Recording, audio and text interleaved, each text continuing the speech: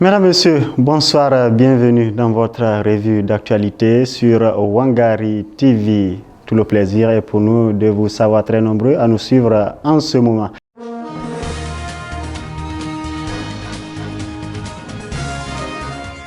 L'actualité de chez nous, fin de vacances présidentielles du chef de l'État, le président de la République, Bazoum Mohamed, a regagné Niamey mercredi 31 août dernier après un séjour de 2 semaines dans la région de Zender. Il a été accueilli à sa descente d'avion par le Premier ministre chef de gouvernement Oumoudou Mahamadou.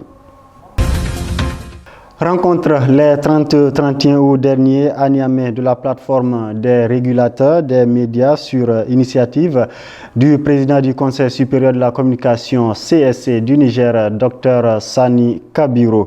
Une rencontre de haut niveau des présidents des instances de régulation du secteur des médias des pays de l'UEMOA et la Guinée. Objectif tracé, les bases d'une harmonisation des tarifs des redevances dans l'espace UEMOA et la Guinée. Réunion mardi dernier d'appropriation et de validation de la stratégie de plaidoyer pour la modification inclusive de la loi sur la cybercriminalité au Niger. L'initiative est portée et financée par International Media Support et s'inscrit dans le cadre du programme Sahel.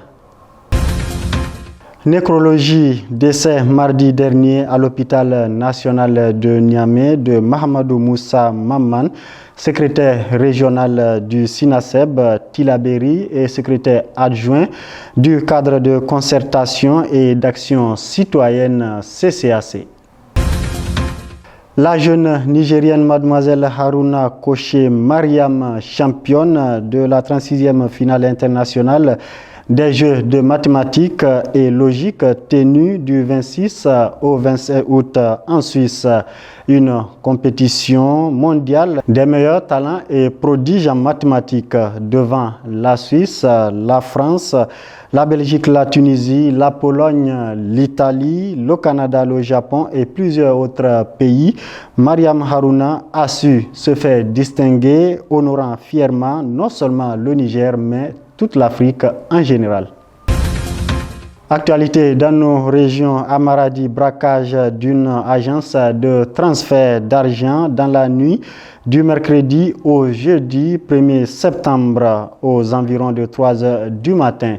Cet individu en turban et djellaba armé de AK-47 venu à bord d'une Toyota auraient défoncé les portes.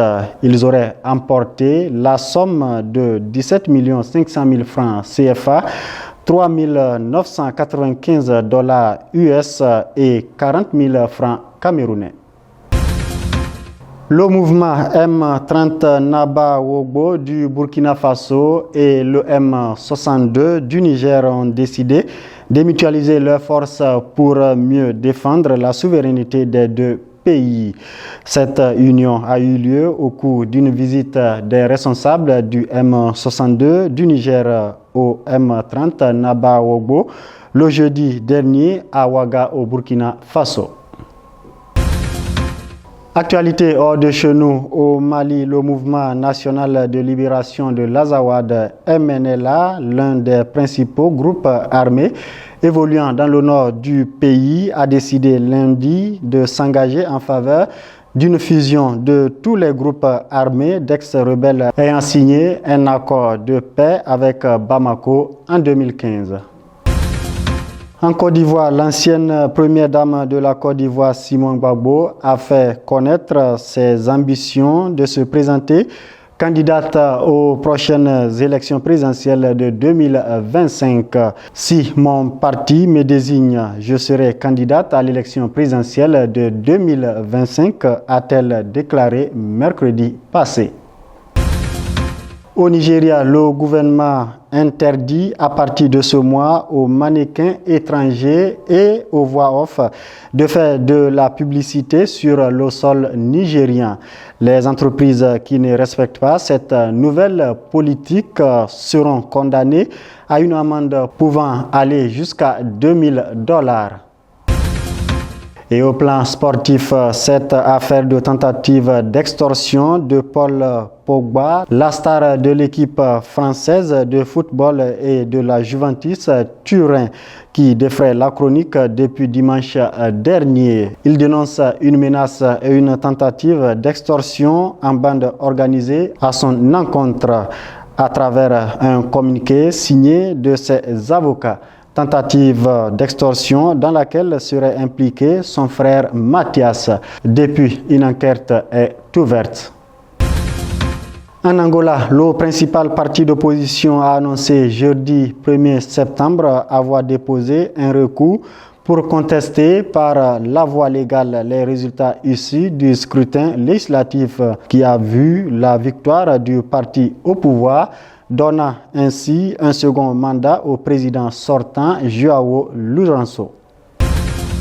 Rosna Manso, l'ex-première dame du Malaisie, a été jugée coupable de corruption jeudi et condamnée à 10 ans de prison et une amende de 216 millions d'euros. Quelques jours après l'incarcération de son mari, Najib Razak, impliqué dans le vaste scandale financier 1MBD. Voilà, mesdames, messieurs, c'est la fin de la revue de l'actualité sur Wangari TV. Merci à vous de l'avoir suivi et surtout restez fidèles au programme de Wangari TV, la chaîne pour tous. D'ici là, portez-vous bien et au revoir.